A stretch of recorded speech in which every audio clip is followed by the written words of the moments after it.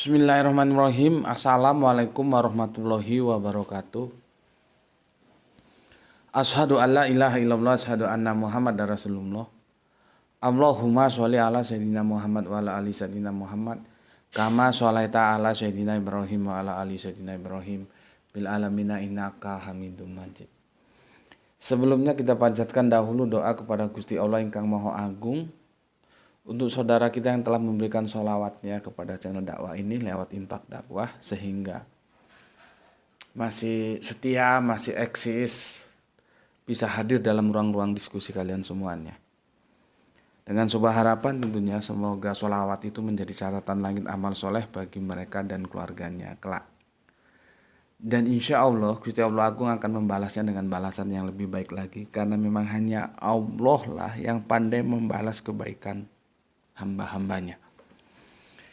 Berikutnya juga untuk seluruh viewer terkasihku, matur numbah nuwun atas semua apresiatnya.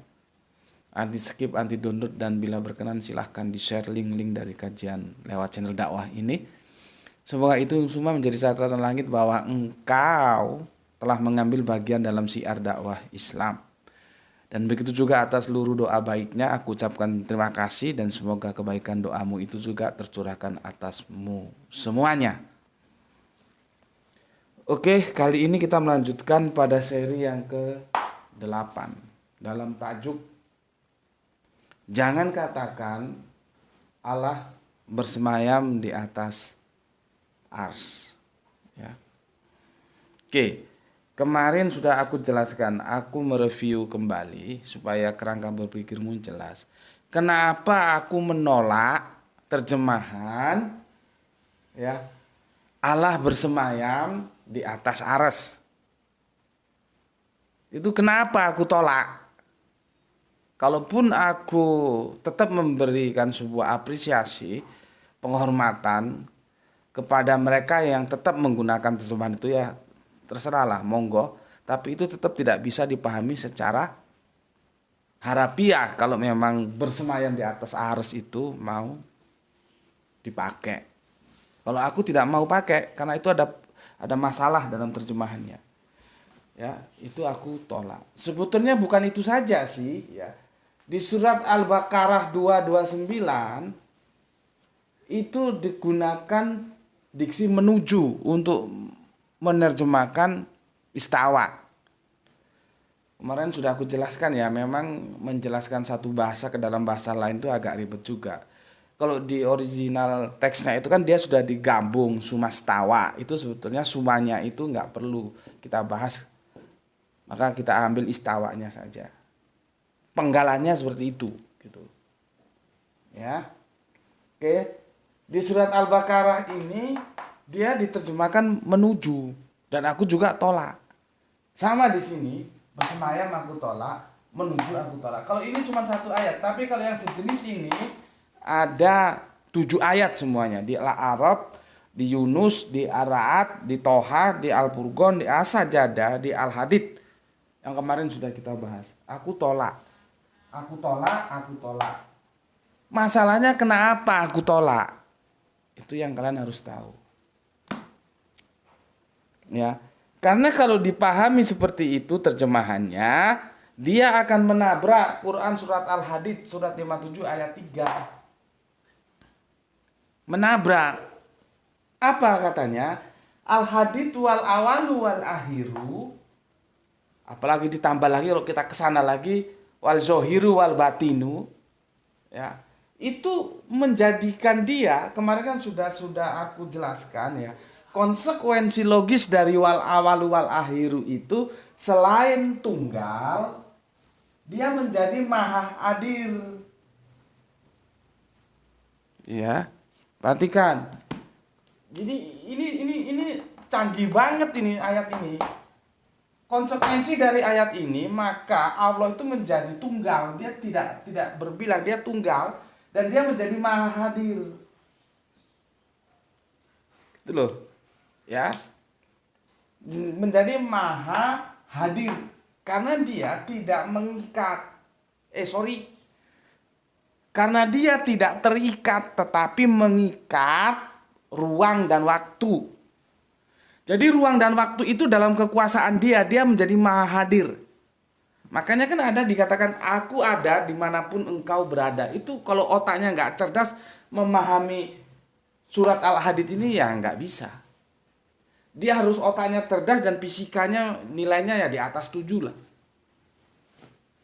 Ini dia berbicara ruang dan waktu. Kan repot. Aku bersama orang-orang yang sabar. Ada berapa orang yang sabar dunia ini? Aku bersamamu dimanapun kamu berada. Nah, itu kalau kita tidak tahu kerangka berpikirnya, ya. Kenapa Allah bisa menjadi maha tahu? Karena dia maha hadir. Kenapa? Karena dia mencengkeram, menguasai ruang dan waktu.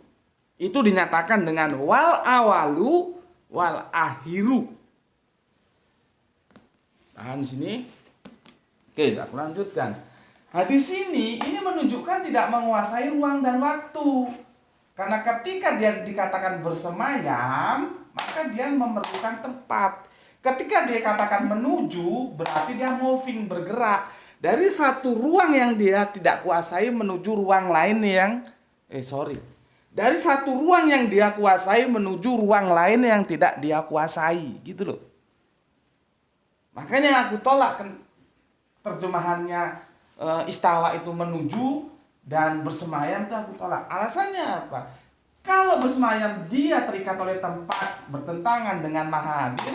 Kalau dia menuju juga dia moving, bergerak, dia bertentangan dengan yang maha hadir. Maka dari itulah aku menolak terjemahan bersemayam dan menuju untuk kata istawa. Jelas di sini. Kalau nggak jelas, gimana lagi? Aku sudah berusaha semaksimal mungkin menjelaskan kepada kamu. Oke, itu dalam konteks informasi yang kita gali dari perjanjian terakhir. Ya, maka tidak bisa ini diterjemahkan bersemayam, tidak bisa ini diterjemahkan menuju, dia akan dihadapkan dengan Al-Hadid, dia menjadi bertentangan. Oke. Nah, sekarang aku katakan kemarin bahwa konsep wal awalu wal akhiru itu sebetulnya diperkenalkan dalam 3 perjanjian. Perjanjian lama, perjanjian baru, dan perjanjian terakhir. Perjanjian terakhir sudah kita bahas. Ini menjadi satu tarikan napas, maka aku harus jelaskan dalam perspektif perjanjian lama dan perjanjian baru. Paham? Nah, ini udah aku hapus ya. Ingat di sini konsekuensi dari wal awalu wal akhiru, dia menjadi tunggal dan dia menjadi maha hadir. Ya, oke. Sudah ya, aku hapus nih. Udah. Nanti ini diterjemahkan apa? Insya Allah di episode berikutnya akan kita jelaskan.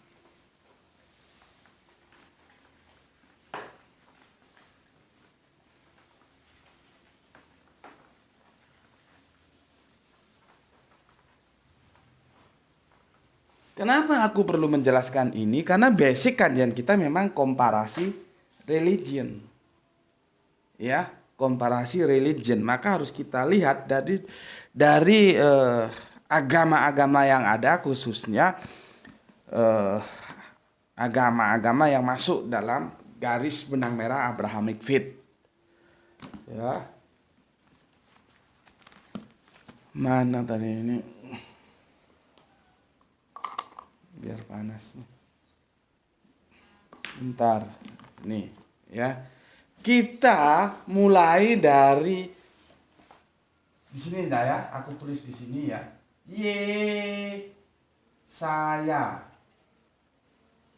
Yesaya 4 ayatnya 6. Ya. Sama Yesaya 4:8 ayatnya 12. Ya. Ingat, Yesaya 44 ayat 6, Yesaya 48 ayat 12. Ini mengatakan, dia tidak mengatakan wal awalu wal akhiru, tapi dia katakan yang terdahulu dan terkemudian. Pilihan diksi terjemahannya seperti itu.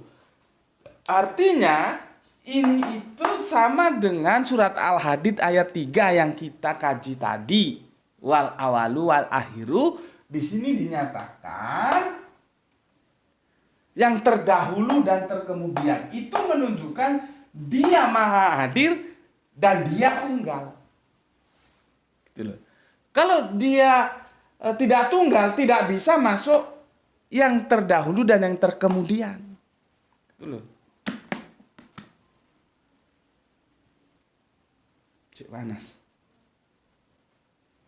Ya, ngerti ya kerangka berpikirnya. Sekarang kalau ini kita kaji ya, kita tarik ke Torah, kita tarik ini ya, ke Torah, maka dia akan seirama dengan kitab Ulangan 6:4. Dengarlah hai orang Israel, Tuhan Allah kita, Tuhan itu Esa, Ehad.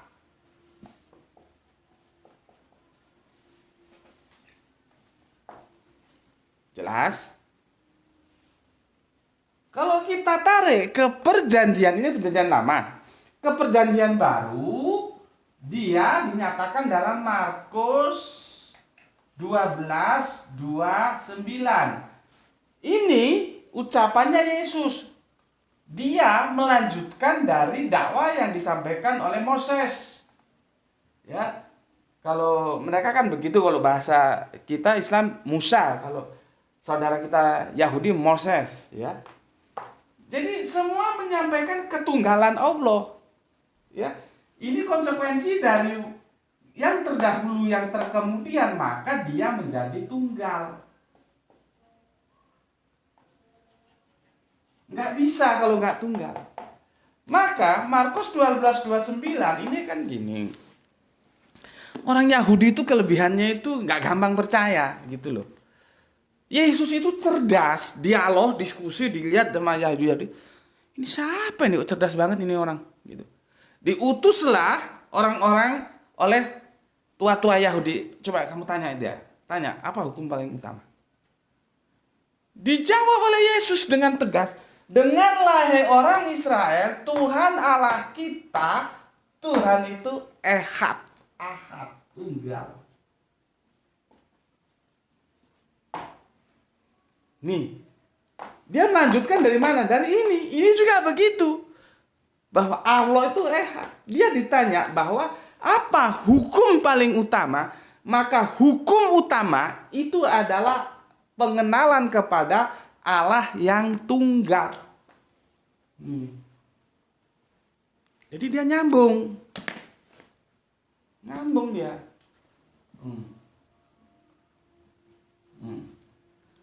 Ya, akhirnya kan begini skemanya. Ketemu dia. Allah itu tunggal. Nggak bisa kalau nggak tunggal. Ya, nggak bisa kalau nggak tunggal. Ya, jadi setelah Yesus ditanya kan, apa hukum utama? Dijawab, hukum utama adalah tentang Allah yang tunggal. Baru nanti hukum kedua tentang kasih. Baru kalau kau baca ayat bawahnya, benar guru katamu itu, memang dia itu Esa. Orang Israel membenarkan. Makanya dikatakan oleh Yesus, keselamatan datang dari bangsa Yahudi. Artinya dalam konteks sembah menyembah itu harus menapaktilasi, harus mereview tentang apa yang menjadi sembahan bangsa Yahudi. Bangsa Yahudi itu kenalnya itu Allah itu tunggal, Ehad, itu yang diwariskan kepada mereka dari Bapak Abraham, Bapak Moses. Lah ini kan pelanjutnya Yesus di sini. Nanti di sini ditambahi lagi, ya, ada di kitab Wahyu, ya. Di sini ya, ini WHY ya, ini aja ya. Wahyu berapa ini? 18, Wahyu 2:16, Wahyu 22:13. 13 ya. Ini selaras ini. Ya, selaras. Ya. Cuman kalau di sini terdahulu dan terkemudian, di sini itu ya, karena sudah menggunakan bahasa Gerik ya, bahasanya orang Yunani, dia dikatakan di sini Alpha Omega. Kalau di sini terdahulu terkemudian, di sini Alpha Omega. Maka dialah yang awal yang akhir, dialah yang terdahulu yang terkemudian, dialah yang Alpha Omega. Konsekuensinya sama, maka dia menjadi tunggal. Gitu. Tapi di sini nanti ada perdebatan, siapa sebetulnya yang disebut dengan Alpha Omega itu. Dan aku sudah jelaskan. Kalaupun ya Yesus mendapat gelar Alpha Omega, itu sebabnya apa dan mengapa? Artinya Yesus itu sebetulnya bukan Alpha Omega. Dia mendapat gelar Alpha Omega karena dikatakan bahwa nama yang telah kau berikan kepadaku. Jadi Yesus itu diberi gelar oleh Bapa. Lihat videonya, kenapa Yesus itu mendapat gelar Alpha Omega. Jadi di sini memang pertentangan. Siapa sebetulnya Alpha Omega? Ya, siapa? Tapi di sini jelas ada Alpha Omega. Gitu. Ya, oke. Sekarang kita sudah tahu bahwa kitab Ulangan 6:4 Allah itu Ehad. Markus 12:29 Allah itu Ehad. Dia sejalan dengan konsep yang terdahulu, yang terkemudian, sejalan dengan konsep Alfa Omega. Maka Allah itu menjadi tunggal. Tidak mungkin tritunggal. Gitu loh. Sekarang kita berdebat di sini lah, misalkan, oh, ini Pak, ini Gus, ini Yesus ini Allah. Allah dari mana? Dia hanya mendapatkan nama yang diberikan di Yohanes, kamu baca. Atau lihat videoku tentang kenapa Yesus mendapat gelar Alpha Omega. Itu 2 tahun lalu sudah aku bahas. Karena apa? Namamu yang telah Engkau berikan kepadaku ya Bapa. Jadi diberi gelar itu dia. Karena dia, kenapa mendapat gelar? Karena dia akrab, dia anak kesayangannya Allah. Nanti orang-orang yang memenangkan dalam perjalanan kekristenan ini juga ya, di surat Wahyu itu mendapat gelar nama ini juga Alpha Omega. Jadi artinya apa? Itu bukan berarti dia Allah, bukan. Ya tetap aja Allah itu ya Bapa itu yang Alpha Omega, gitu loh. Ya. Tapi misalkan mau ngotot, ini Yesus ini Gus, Yesus. Ya wes, aku nganu wes. Aku kan kita nggak bisa harga mati. Ya wes, aku ngalah. Ya wes, ini Yesus Alpha Omega. Kita bilang Yesus itu berapa? Putra kan? Putra. Yesus ya. Padahal ya ada 3 pribadi yang itu masuk dalam Tritunggal. Ada Bapa yang disebut Allah. Ada Roh Kudus. Nampak iki le? Nampak ada Roh Kudus ya. Perhatikan. Ada Bapa, ada Putra, ada Roh Kudus ya. Kalaupun ini Alpha Omega dijadikan Yesus, oke lah, berarti kan hanya Yesus. Bapa tidak, Roh Kudus tidak. Artinya dia akan menggagalkan Tritunggal. Karena tidak bisa yang tidak Alpha Omega menjadi Allah. Itu loh. Ya. Maka hipostasisnya dan ousianya itu sudah nggak bisa lagi digunakan untuk ngakal-ngakali orang. Selama orang itu berpegang kepada kecerdasan logiknya, dia tidak akan bisa menerima Tritunggal. Makanya aku bikin video, Tritunggal itu hidup di logika, Tritunggal itu hidup di dogma, tapi dia mati di logika. Gitu, ya. Jadi konsekuensinya seperti itu. Nggak ada lagi permainan filsafat yang mengatakan, oh itu hipostasis, ya. Hipostasis itu pribadinya itu 3, tapi usianya, zatnya itu 1.